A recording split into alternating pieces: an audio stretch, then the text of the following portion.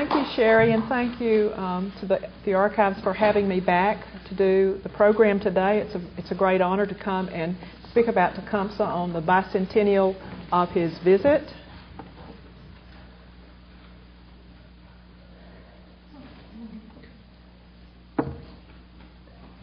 There we are.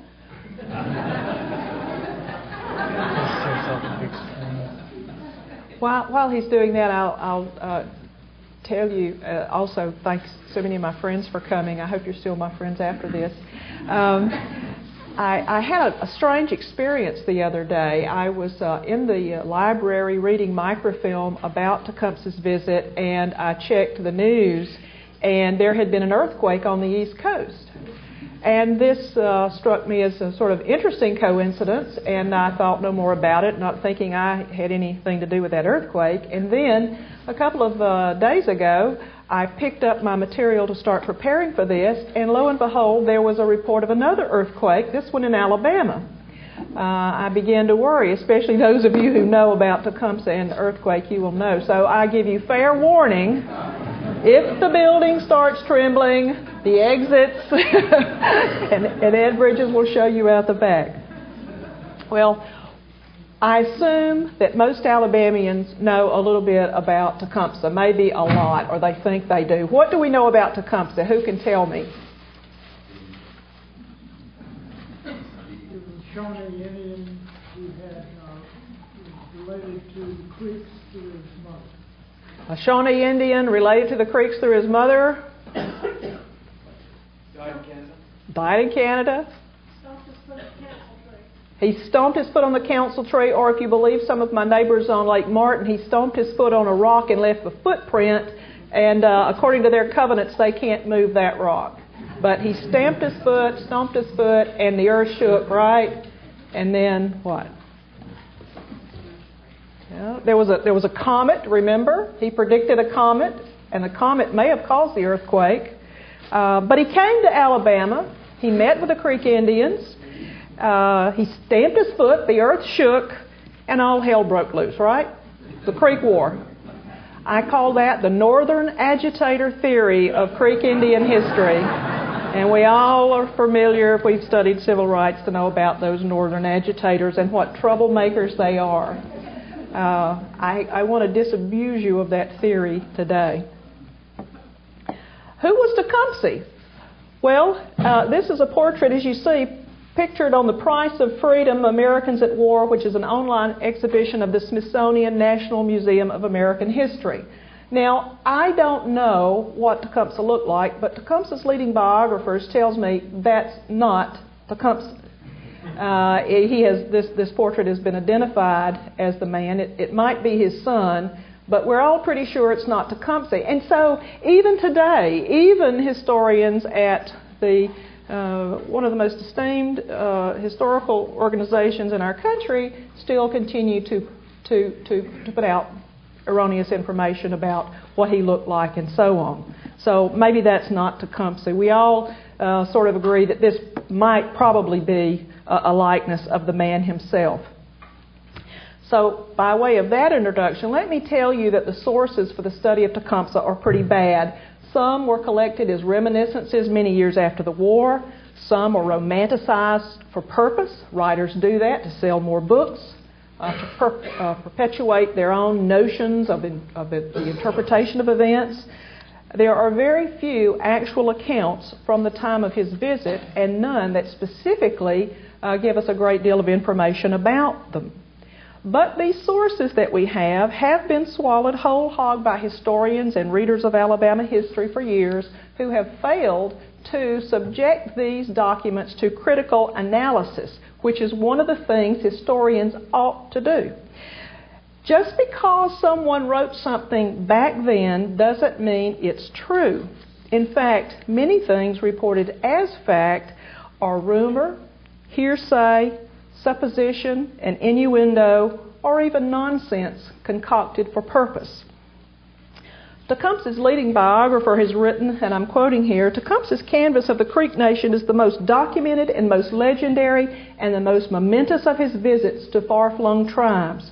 And yet it is repeatedly chronicled from unreliable traditional materials of which the most quoted single source appears to be bogus.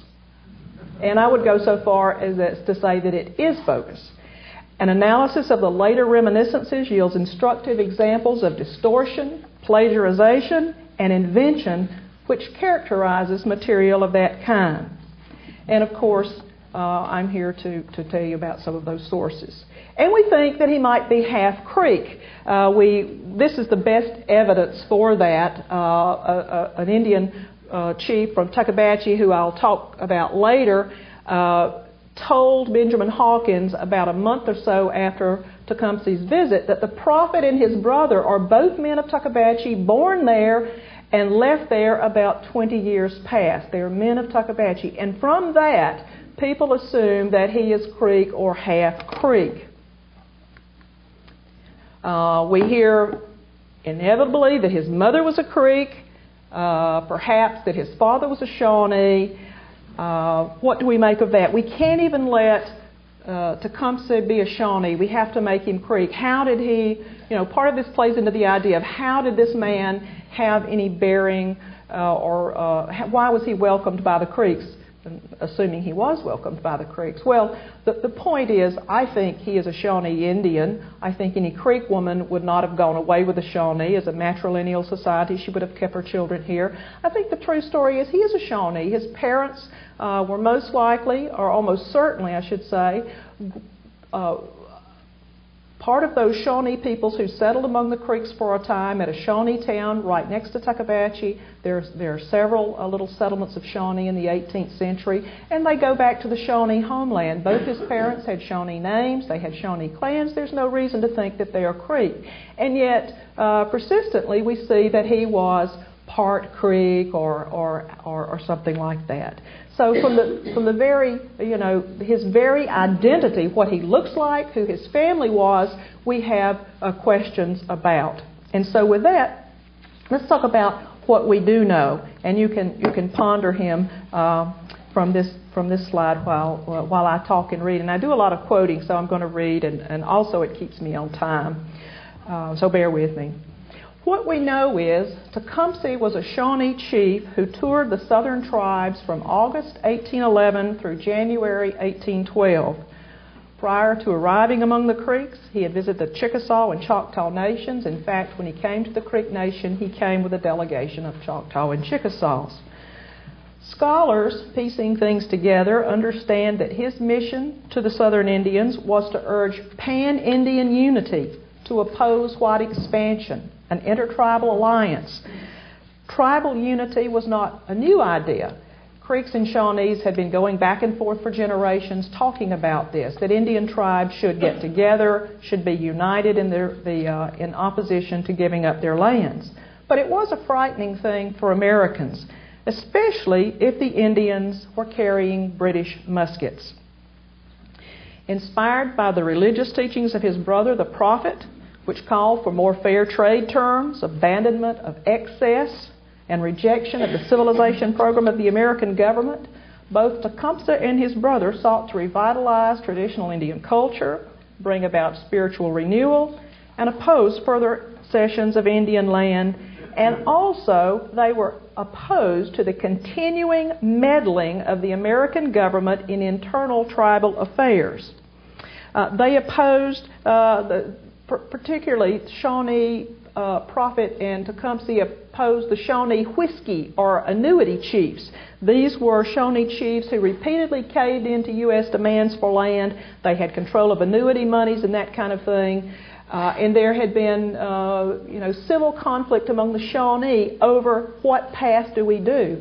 And the Shawnee prophet and Tecumseh stood apart from these annuity or whiskey chiefs, saying there's another way. We don't cave into repeated cessions for land. We don't settle down and become farmers.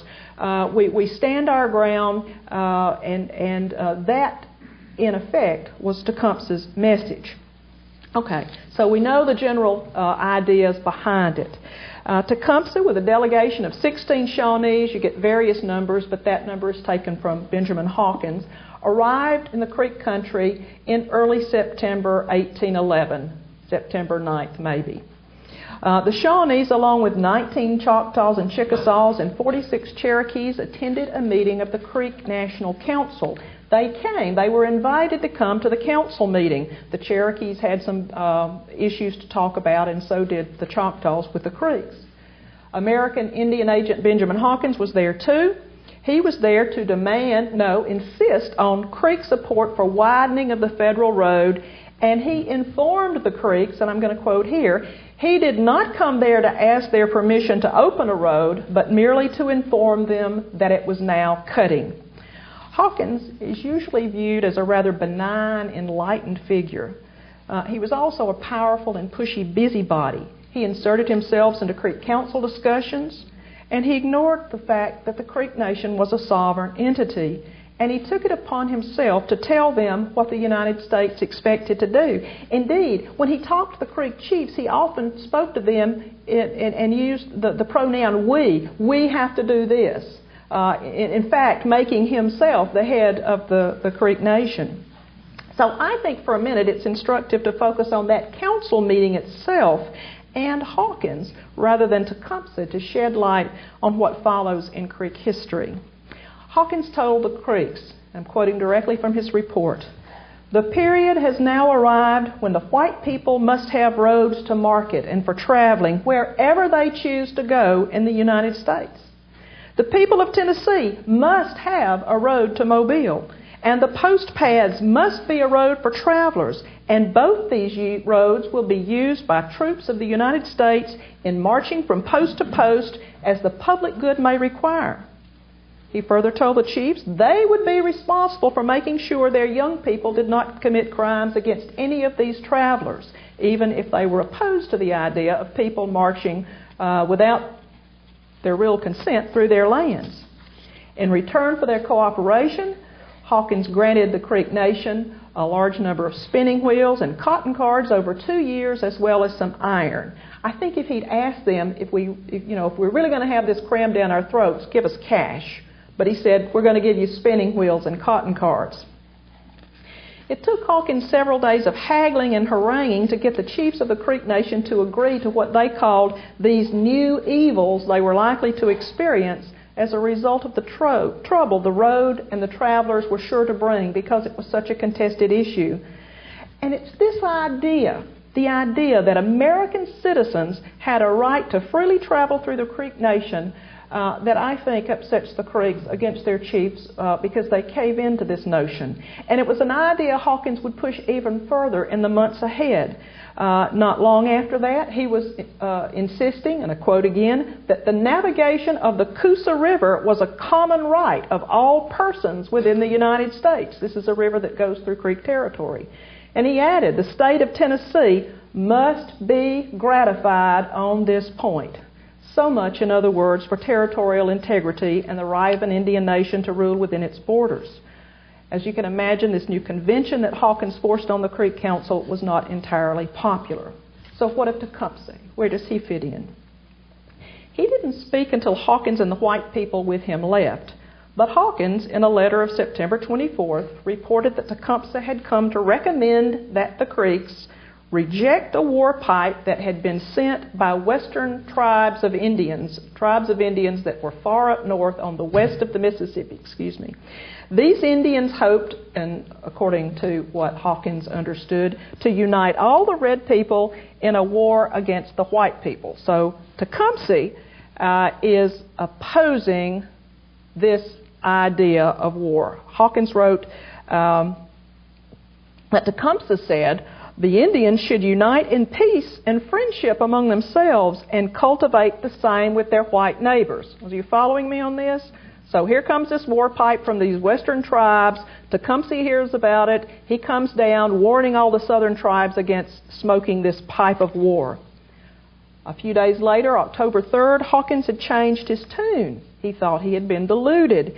And he thought he had determined the real purpose of the Shawnee visit. And by the way, he doesn't really call the person giving the talk Tecumseh at this point. He just calls him the Shawnee, or the speaker. He asserted that the Shawnees had come by October to witness and encourage the reception of the war pipe. So what we have very early on is a Shawnee delegation and a war pipe from Indians who are not Shawnee, and either the Shawnees are for or against this war. And at that point, Hawkins fell silent on the matter of the Shawnee. I think it was because he decided there wasn't anything to it. And then, on November 7th, while Tecumseh was on his way back to his homeland, his people and William Henry Harrison's army battled at Prophetstown, the town of his brother. That's the Battle of Tippecanoe. Harrison burned the town and called it a victory.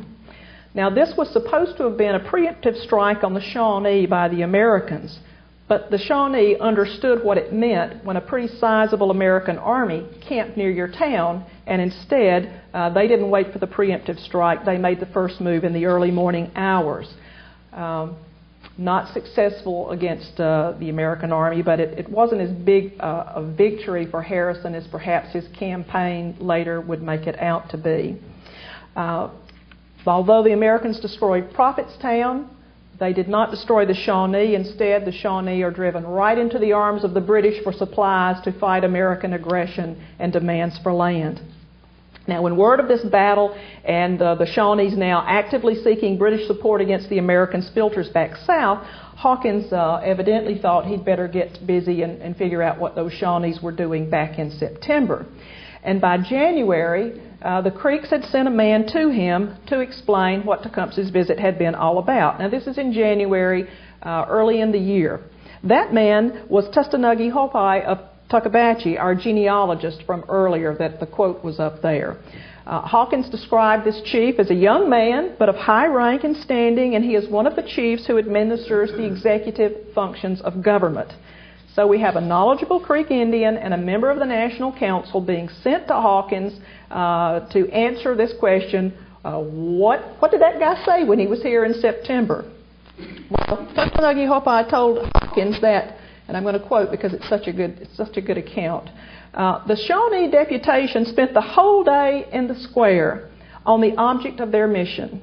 The speaker, still not calling him Tecumseh, and for a while they thought this might be the prophet. The speaker talked much of conversations with God on Indian affairs.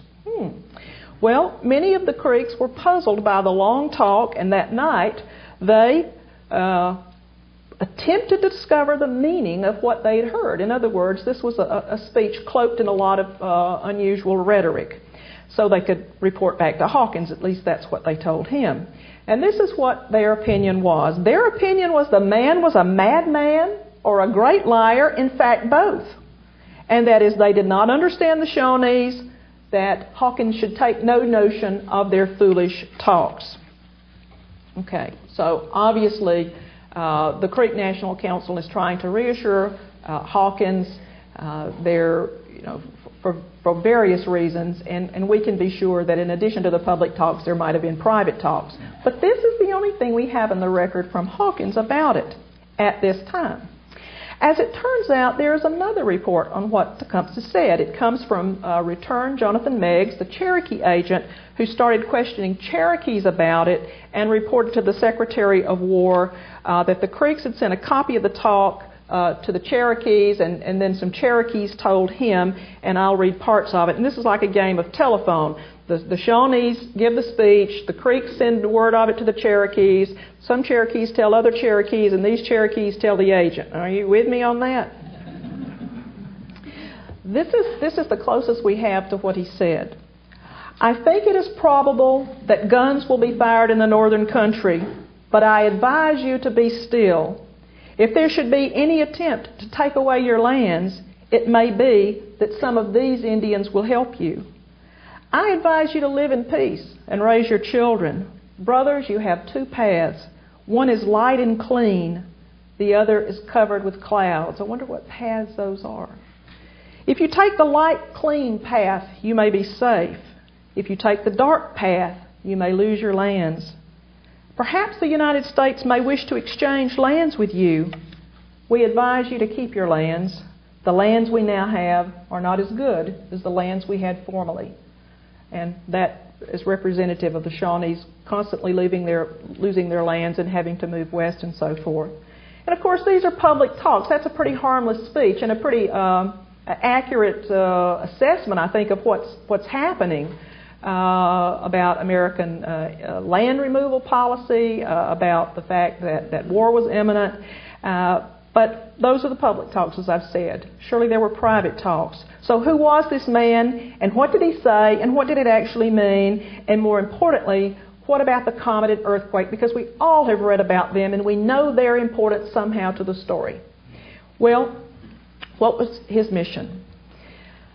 Like a long line of Shawnee before him, he was a warrior diplomat. He was an anti-accommodationist, networking, ally-seeking, prone to believe the British over the Americans kind of guy.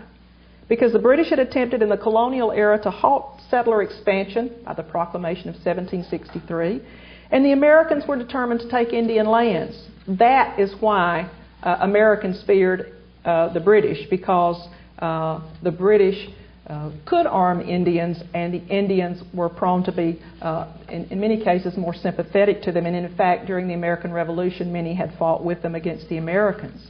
But back to the Creeks. The Creeks were neither deluded, nor stupid, nor simple-minded enough to be fooled by magic tricks or natural occurrences. What some Creeks did see and did take away from Tecumseh's speech was meddling in internal affairs by an American agent who ran roughshod over weak councils, a council that consented to roads, took American money, ran up debts to traders, and used the proceeds of annuity funds to enrich themselves. And I think Tecumseh did have some serious talk with Creeks about God and Indians. His powerful message of cultural and spiritual renewal struck a responsive chord with Creeks. Inspired by his brother's religious movement, as well as Tecumseh's warning about American encroachments on both land and Indian self-determination, many Creeks began to attempt to harness spiritual power by performing the Shawnee dances and undertaking religious ceremonies, including self-induced trances.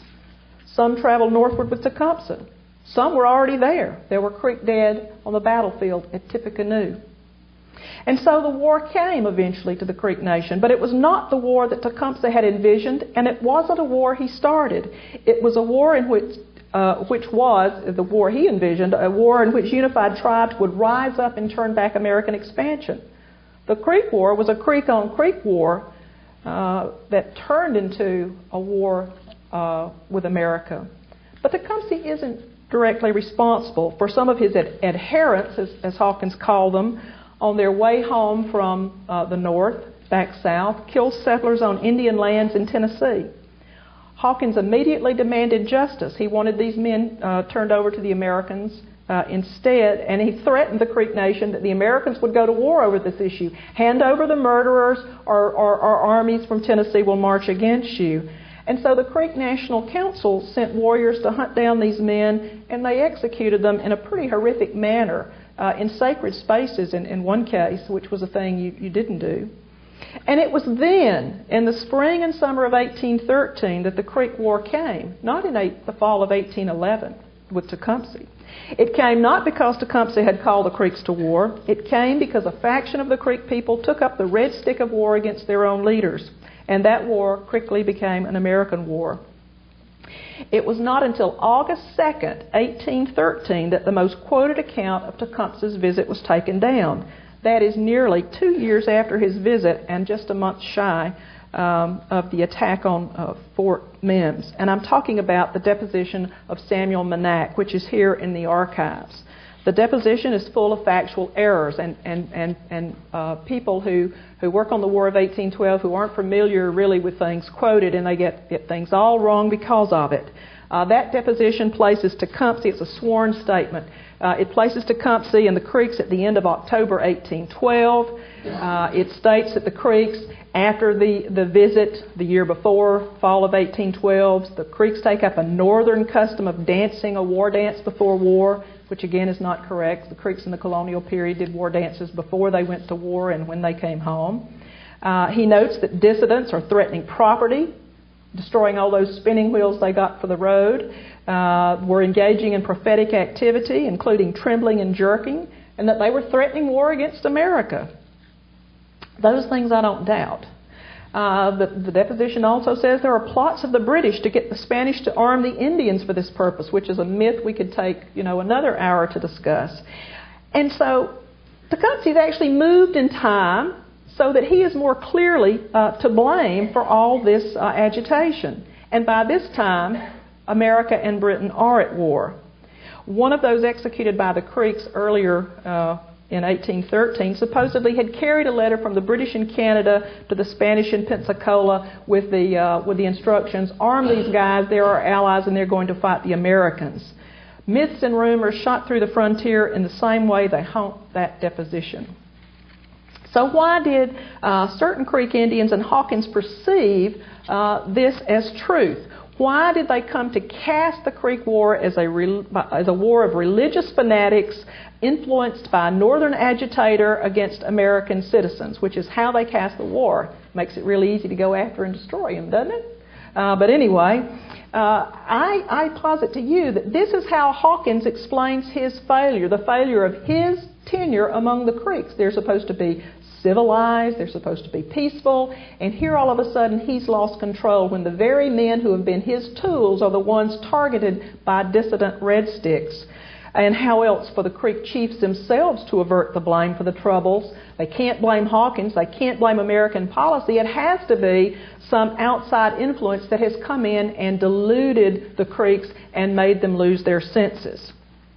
Now Hawkins, at the end of the war, in June 1814, recounted his version of what Tecumseh said in 1811. It is an impassioned and eloquent speech, and I've quoted it. A lot of historians quote it and call it Tecumseh's speech. It isn't. It might have been gathered from the words of Tecumseh, but what we really can say about it is that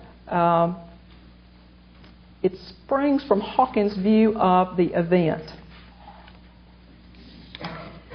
And when you listen to this speech, listen to what Hawkins is saying, and he's saying it to these chiefs at the end of the war when they're about to sign a treaty, and really it's becoming, he's trying to explain to them, here is why we're taking so much of your land. And here's the speech. And note that Tecumseh is now a mouthpiece for the British. I think this speech really tells us exactly what Hawkins' finely crafted interpretation of events leading up to the Creek War was. What else it tells us, I'm not sure. I'm still thinking about it. But this is what Hawkins tells the Creeks. What did your father, the British king, tell the prophets at the beginning of this war? Tecumseh and the square at Tuckabatchee delivered their talk. This was before the war, the Anglo-American War of 1812, by the way. They, Tecumseh being the mouthpiece for the British, told the Creeks not to do any injury to the Americans, to be in peace and friendship with them. What was the actual meaning of this British talk? What was the actual meaning of this British talk? Your whole nation can answer this question. Kill the old chiefs, friends to peace. Kill the cattle, the hogs, the fowl. Do not work. Destroy the wheels and looms. Throw away your plows and everything used by the Americans. Sing the song of the Indians of the northern lakes and dance their dances. Shake your war club. Shake yourself. You will frighten the Americans. Their arms will drop from their hands. The ground will become a bog and mire them, and you may knock them on the head with your war clubs. I will be with you with my Shawnees as soon as our friends the British are ready for us. Lift up your war clubs with your right hand. Be strong, and I will come to show you how to use it. Well, it's eloquent, it's powerful, but it isn't Tecumseh's speech. It's Hawkins' retrospective, and I want to tell you on behalf of Creek warriors, they did not need a Shawnee Indian to tell them how to wield a war club. Okay, let's give them that. The 19th century brought more information about Tecumseh, which we have swallowed as eagerly as Hawkins' speech. Albert Pickett, in his history, used Manac's deposition, which is full of factual errors, as I've noticed. Thomas Woodward's reminiscences, while amusing and sometimes useful, and I use them, but they often spring from an ill temper and a bad memory, and so you have to be careful. George Stiggin, William Weatherford's brother-in-law, also left an incomplete account of the war, and I might add, one designed to rehabilitate his brother-in-law's image. So, he's writing for a purpose there. J.F.H. Claiborne simply made up an account of the events at Tuckabatchee in his autobiography of Sam Dale. Don't believe it. It's made up, and it's based largely on evangelical Christian literature that you can find the same kind of wording in Revelations and things like that. I mean, it's written for purpose. But we shouldn't take these as primary documents without critical analysis, and yet so often historians do. Well, about this comet, because my time's getting short, George Stiggins and Thomas McKinney note the importance of a comet and an earthquake in Tecumseh's success. Tecumseh's name in Shawnee can be translated as shooting star, and it's supposed to have had a powerful effect on the Creeks because Tecumseh is supposed to have predicted it to prove the Creeks how powerful he was. The trouble with that story is that Tecumseh, by the time he arrived among the Creeks, that comet was already visible in the sky. So how could he have predicted it and if it was already there and everybody could see it? As historian Greg Dowd has observed, there is a world of difference anyway between a shooting star and a comet. So the Creeks would have known the difference. And part of that comet story springs from a scientific theory being perpetuated by some individuals that there was a link between the comet and the earthquake. This is white people scientific ideas, not the Indians. And they used Tecumseh to prove it. And Tecumseh's supposed to have been in Canada where he studied astronomy, and the British told him about the comet. Well, they didn't know about it either.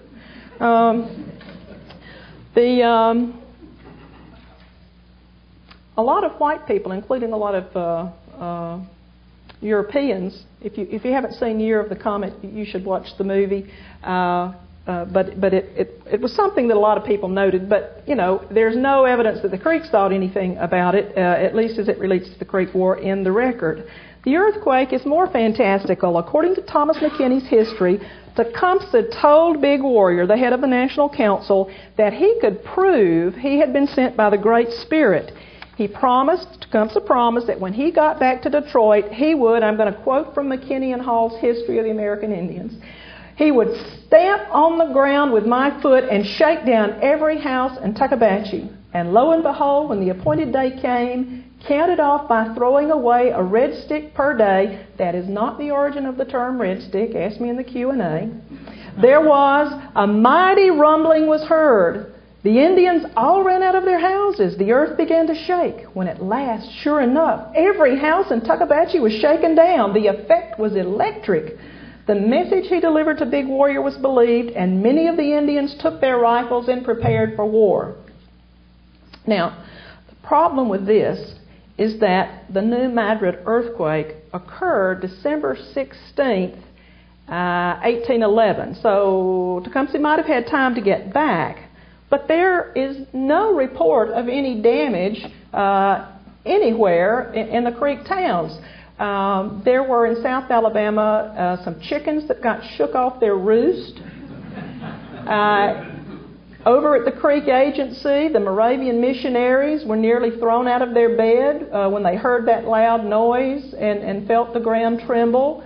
But no houses fell down. There were no events, and Creek people went about their business. I would like to suggest that if the Creek people wanted to take, some sort of portent from natural events, why not the terrible drought that was going on? Why not the hurricane that followed and the flooding? Why the earthquake and the comet? My colleague, a friend in this area of study, Greg Dowd, says he understands why we do it. He said, because it's such a good story. We want to believe it. But that's it. It's a story. And Alabamians love stories, and here you can see events. This is the other thing. If Tecumseh did cause the earthquake by stamping his foot, and the Creeks were supposed to get their guns and go to war, they sure did wait a long time to do it. Think about the time lapse. December 1811, spring and summer 1813. How is that for cause and effect? Come on. Well, Alabamians do love stories. Some of us are even good at telling them. But I think we ought to expect more from history. The Creek War was a complex and brutal event. The Creeks, like the Shawnee, had legitimate reasons to attack Americans.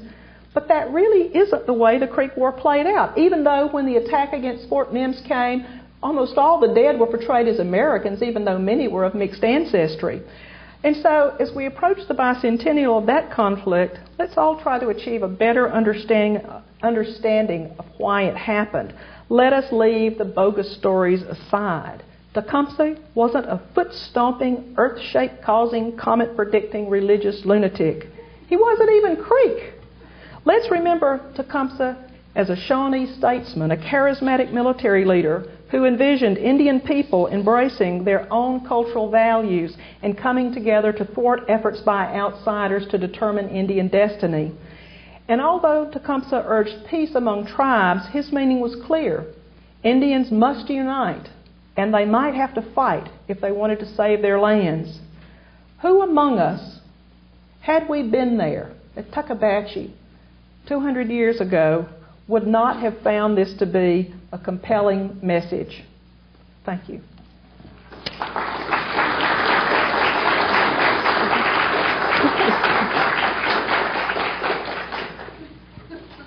It's now time for questions. If you have a question for Dr. Braund, please raise your hand and we will give you a microphone and speak directly into the microphone. We have attendees in the next auditorium that can only hear your question through the microphone. Thank you.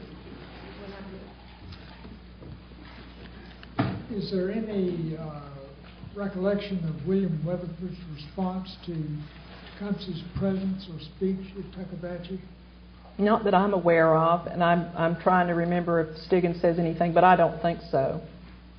No.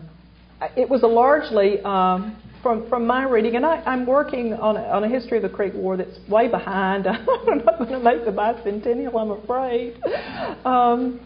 But as I read, my impression is that the Creeks had better things to talk about, and it was only in hindsight that the story becomes developed, and so much is attributed to Tecumseh.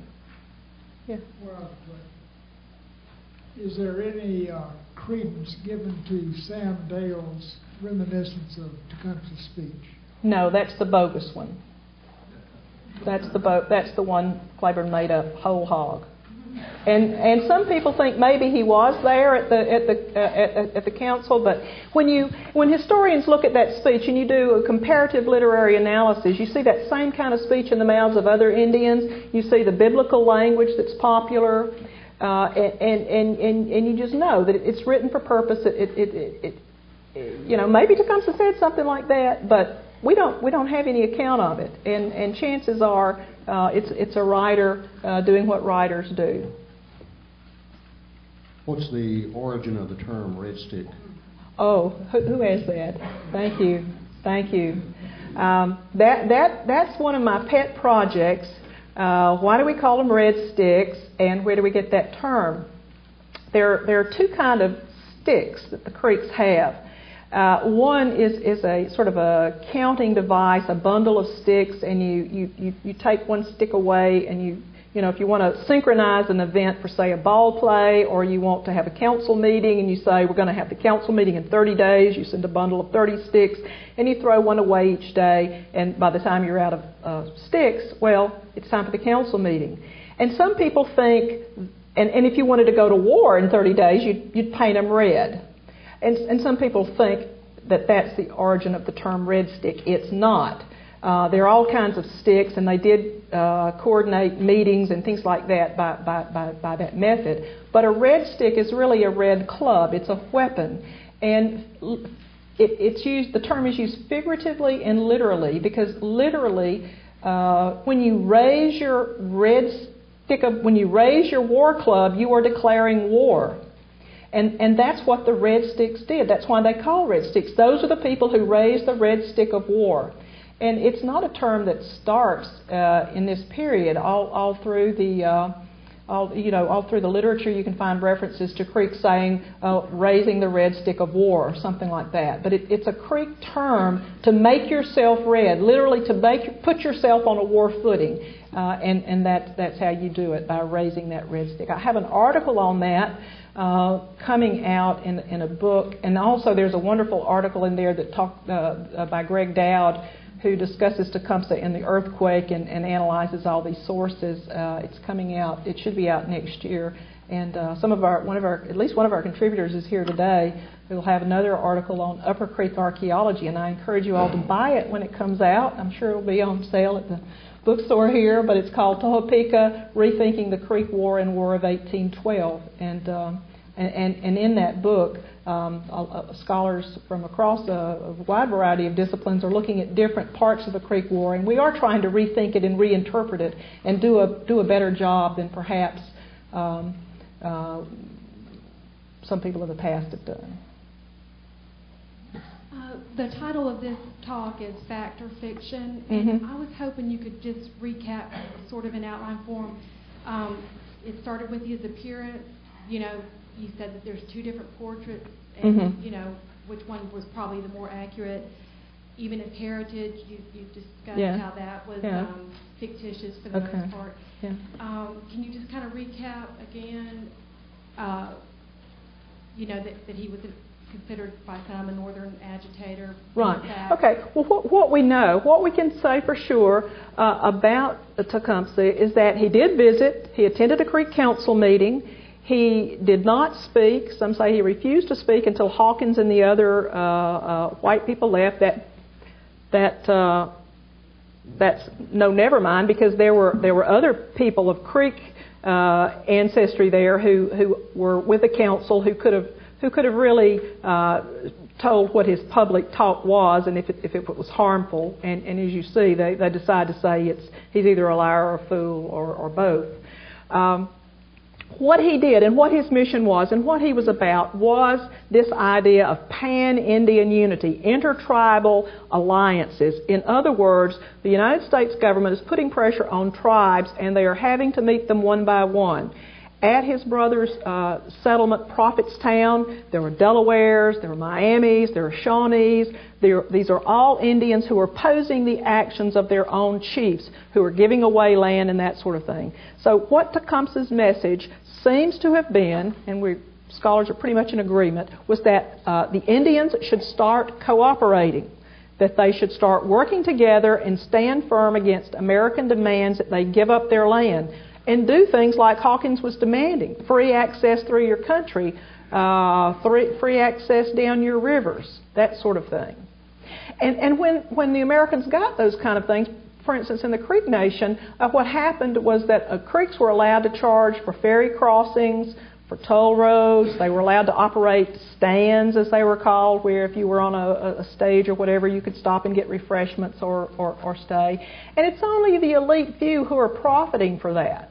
And so there's a lot of dissent over what these accommodationist chiefs are doing. And Tecumseh represents the hard line. You know, we're not going to do that. This is our land. We don't have to do that. And so he came, and it's only later, as the War of 1812 breaks out between America and Britain, it's later as the Creeks themselves began to kill some of their leading chiefs and start going to Pensacola to get arms for the Spanish. And they tell Hawkins at that time, this isn't about you. This is a war against our own chiefs.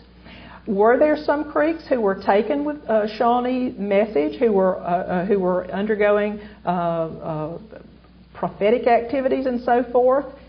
Those Hawkins calls religious fanatics? Yes, there were. But all Creeks are not all alike. I mean, even all the Red Sticks had different views on different things. And so it's only at that time, when the Creek War breaks out, that a lot of rethinking about Tecumseh starts taking place and about his impact on those events. Does that help line it up? And then it's after the war entirely that Hawkins comes up with, this is what Tecumseh said in Tuckabatchee 3 years ago: kill the chiefs. I don't think Tecumseh said that. I think he said the time may come when you might have to kill your chiefs if they keep giving away your land and your right to self-determination. But I don't think he called for them to, shake themselves and that kind of thing and go to war. And he certainly didn't stamp his foot impression into a rock in Tallapoosa County. I think or maybe that's in Elmore. I don't know where that is. Yeah. Yes, ma'am. Has the religious aspect of the war been overstated along with their trying to get away from European methods, or has that just been something that historians have exaggerated? The question is about the religious aspects of the war. That is something that historians and anthropologists are discussing and arguing about. My good friend Greg Wazelkoff and I are talking about that. What was the nature of the Creek revivalist movement? How important was it to events? Some people think it was very important. I don't particularly think it. I think the case has been way overstated. I think there are other avenues. In my current thinking at this point in time, and I might change it by the time I write my book, if I ever get around to it. But my thinking, for instance, I'll give you an example. When the war broke out, the Indians at Tuckabatchee had to fort up because, frankly, after they had the big warrior and some of the chiefs had ordered the execution of the guy who they executed, the most important of them was the little warrior. He had actually been with the Shawnee. He's the one who killed some people on the Duck River in Tennessee and that sort of thing. After the National Council ordered his execution is when things fall apart. And what the National Council did was a usurpation of authority from clan prerogative and tribal towns that was sort of unprecedented in Creek history. They'd done some of this before. They had publicly whipped people. There had been a couple of other executions. But this isn't something that a national government, a group of chiefs, had ever been able to do quite so openly. They were claiming enormous new powers for themselves and their national government. Now, I'm not condemning the National Council because they were between that proverbial rock and a hard place. Creek Indians had committed murders. It was known the United States was coming after them, and it was either, do something about the people who had committed these crimes, or the Americans are going to send an army against you and destroy you. And so they did what they thought was the best thing, and they sent out lawmenders, including William McIntosh. They had to go to the lower creek towns to get warriors to help carry this out because they were having such trouble carrying it out in the upper towns. And it's after that a group of people, the Red Sticks, take up the red stick of war and say, we want a life. Big warrior has to pay. They name several chiefs who have to pay for this, and they say, and then we're going to go after Benjamin Hawkins. And that's when the war starts, and they go off for ammunition. Around Tuckabatchee, one of the things that's always attributed to the prophets is that they're killing all the cattle. And this was because, in the words of one scholar, this was to cleanse the land of European domesticated animals to provide for a resurgence of native deer and to get back to the hunting economy, the traditional kind of way of life. Well, maybe. But there's also a really simple explanation, because not only did they kill all the animals all around Tuckabatchee, they cleared considerable area and put creeks out there, and anybody who left the center of Tuckabatchee got fired at. They had to sneak out to go hunt. They were trying to starve those people out. When the women tried to go and harvest the corn, they had to go with armed guards, and it was dangerous. It got to the point that the Tuckabatcheans had to have a military escort to leave their town. And the only reason they were successful in doing that was because the Red Sticks didn't get the ammunition there. And burnt corn plays into that in the battle there and the attack on the wagon train. So in other words, what I'm saying is that if you have it in your mind that Tecumseh is a religious fanatic who comes down, who's got the Indians stirred up, and they're shaking themselves and doing dances, and they're going to go to war against the Americans and destroy everything from the Americans, then you're more inclined to perhaps think that this is a religious revitalization movement, and everything they do has that in its meaning. Another way to look at it is, this is a way to starve the inhabitants of Tuckabatchee out. Why do they destroy all the looms? Well, they don't want them. Those are the things that Hawkins has been giving them in return for the right to cross through the territory and so forth. So what I'm saying is, I think it's time we need to, get away from just, blindly barreling forward and saying this is all about, this is all religiously motivated. That is not to say that the Creek Red Sticks were not spiritual. They weren't acting in the way that Creek Indians had always acted.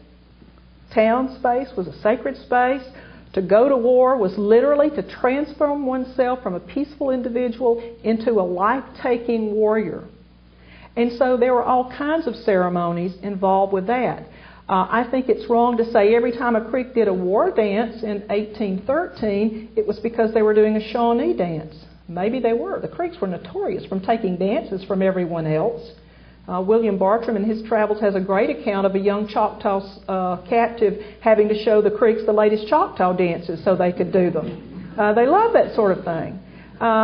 Did the Shawnee dances have spiritual significance? No doubt they did. But what I think scholars have not done is to adequately assess how much of this was new and how much of this is essentially Creek. In other words, we always want to cast this as a movement from the outside coming in that somehow shakes up the Creeks. I don't think that. I think when they're motivated by Creek spiritual norms, and I don't think it's that much of a departure from traditional Creek practices. So my view would be certainly different. If my friend Greg Wasselkoff were here, he might have a totally different answer for you. And as historians and scholars keep talking and arguing and looking at evidence and you know, moving it along, maybe one of these days we'll all come to an agreement and understanding. But you know, the evidence itself is contradictory. You can read it in different ways. Much of it comes from the outside. We don't have really good inside sources. And even when we count George Stiggins, who was a native ancestry, as a Creek source, well, it's a reminiscence written years later. It's written for purpose. And he didn't have access to many things at the time. It's garnered for conversations long after. So what I'm saying is I think we have to be careful, and we really need to be rethinking these things.